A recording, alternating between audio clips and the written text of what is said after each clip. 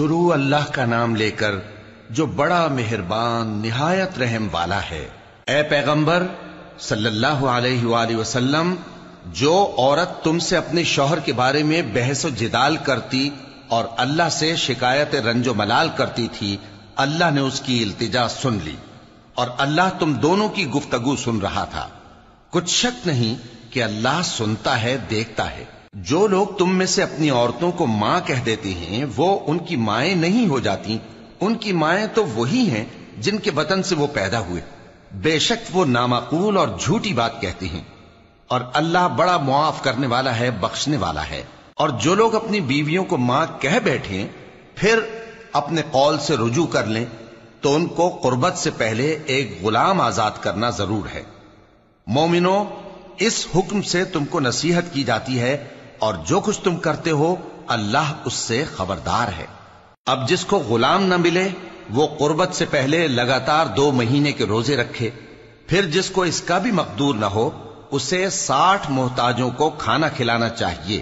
یہ حکم اس لیے ہے کہ تم اللہ اور اس کے رسول کے فرما بردار ہو جاؤ، اور یہ اللہ کی حدیں ہیں، اور نہ ماننے والوں کے لیے درد دینے والا عذاب ہے۔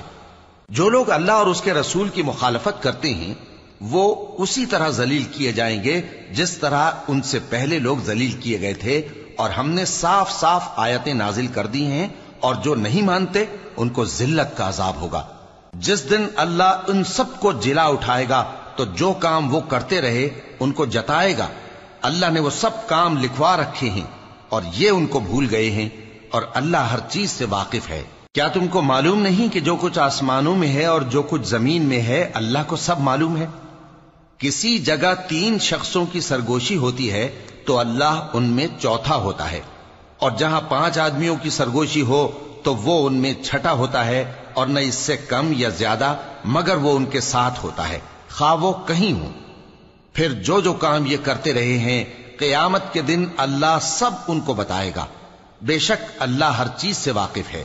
اے پیغمبر صلی اللہ علیہ وآلہ وسلم، کیا تم نے ان لوگوں کو نہیں دیکھا جن کو سرگوشیاں کرنے سے منع کیا گیا تھا، پھر جس کام سے منع کیا گیا تھا وہی پھر کرنے لگے؟ اور یہ تو گناہ اور ظلم اور پیغمبر صلی اللہ علیہ وآلہ وسلم کی نافرمانی کی سرگوشیاں کرتے ہیں، اور جب تمہارے پاس آتے ہیں تو اللہ تعالیٰ کے بتائے ہوئے الفاظ کے بجائے دوسرے الفاظ میں تمہیں دعا دیتے ہیں، اور اپنے دل میں کہتے ہیں کہ اگر یہ واقعی پیغمبر ہیں تو جو کچھ ہم کہتے ہیں اللہ ہمیں اس کی سزا کیوں نہیں دیتا؟ اے پیغمبر صلی اللہ علیہ وآلہ وسلم، ان کو دوزخ ہی کی سزا کافی ہے، یہ اسی میں داخل ہوں گے اور وہ بری جگہ ہے۔ مومنو، جب تم آپس میں سرگوشیاں کرنے لگو تو گناہ اور زیادتی اور پیغمبر کی نافرمانی کی باتیں نہ کرنا، بلکہ نیکوکاری اور پرہیزگاری کی باتیں کرنا، اور اللہ سے جس کے سامنے جمع کیے جاؤ گے ڈرتے رہنا۔ منافقوں کی سرگوشیاں تو شیطان کے اکسانے سے ہیں جو اس لیے کی جاتی ہیں کہ مومن ان سے رنجیدہ ہوں، مگر اللہ کے حکم کے سوا ان سے انہیں کچھ نقصان نہیں پہنچ سکتا۔ تو مومنوں کو چاہیے کہ اللہ ہی پر بھروسہ رکھیں۔ مومنوں، جب تم سے کہا جائے کہ مجلس میں کھل کر بیٹھو تو کھل کر بیٹھا کرو، اللہ تم کو کشادگی بخشے گا، اور جب کہا جائے کہ اٹھ کھڑے ہو تو اٹھ کھڑے ہوا کرو۔ جو لوگ تم میں سے ایمان لائے ہیں اور جن کو علم عطا کیا گیا ہے اللہ ان کے درجے بلند کرے گا، اور اللہ تمہارے سب کاموں سے واقف ہے۔ مومنوں، جب تم پیغمبر کے کان میں کوئی بات کہو تو بات کہنے سے پہلے مساکین کو کچھ خیرات کر دیا کرو، یہ تمہارے لیے بہت بہتر اور پاکیزگی کی بات ہے، اور اگر خیرات تم کو میسر نہ آئے تو اللہ بخشنے والا مہربان ہے۔ کیا تم اس سے کہ پیغمبر کے کان میں کوئی بات کہنے سے پہلے خیرات کرو ڈر گئے؟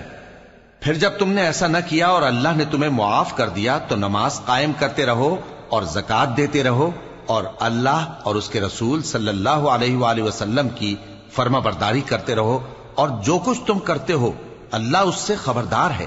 بھلا تم نے ان لوگوں کو نہیں دیکھا جو ایسے لوگوں سے دوستی کرتے ہیں جن پر اللہ کا غضب ہوا؟ وہ نہ تم میں ہے نہ ان میں، اور جان بوجھ کر جھوٹی باتوں پر قسمیں کھاتے ہیں۔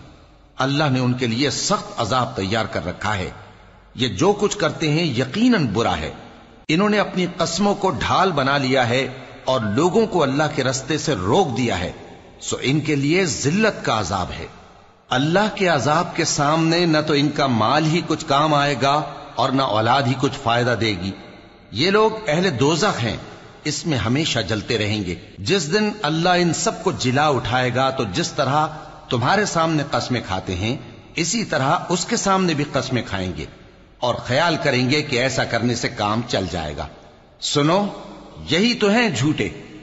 شیطان نے ان کو قابو میں کر لیا ہے اور اللہ کی یاد ان کو بھلا دی ہے۔ یہ لوگ شیطان کا ٹولہ ہیں، اور سن رکھو کہ شیطان کا ٹولہ ہی نقصان اٹھانے والا ہے۔ جو لوگ اللہ اور اس کے رسول صلی اللہ علیہ وآلہ وسلم کی مخالفت کرتے ہیں وہ نہایت ذلیل ہوں گے۔ اللہ نے یہ بات لکھ دی ہے کہ میں اور میرے پیغمبر ضرور غالب رہیں گے۔ بے شک اللہ زور آور ہے، صاحب اقتدار ہے۔ جو لوگ اللہ پر اور روز قیامت پر ایمان رکھتے ہیں تم ان کو اللہ اور اس کے رسول صلی اللہ علیہ وآلہ وسلم کے دشمنوں سے دوستی کرتے ہوئے نہ دیکھو گے، خواہ وہ ان کے باپ یا بیٹے یا بھائی یا خاندان ہی کے لوگ ہوں۔ یہ وہ لوگ ہیں جن کے دلوں میں اللہ نے ایمان کو نقش کر دیا ہے اور اپنے فیض سے ان کی مدد کی ہے، اور وہ ان کو بہشتوں میں جن کے نیچے نہریں بہ رہی ہیں داخل کرے گا، جن میں وہ ہمیشہ رہیں گے۔ اللہ ان سے خوش اور وہ اللہ سے خوش۔ یہی لوگ اللہ کی جماعت والے ہیں۔ سن رکھو کہ اللہ کی جماعت والے ہی کامیاب ہوں گے۔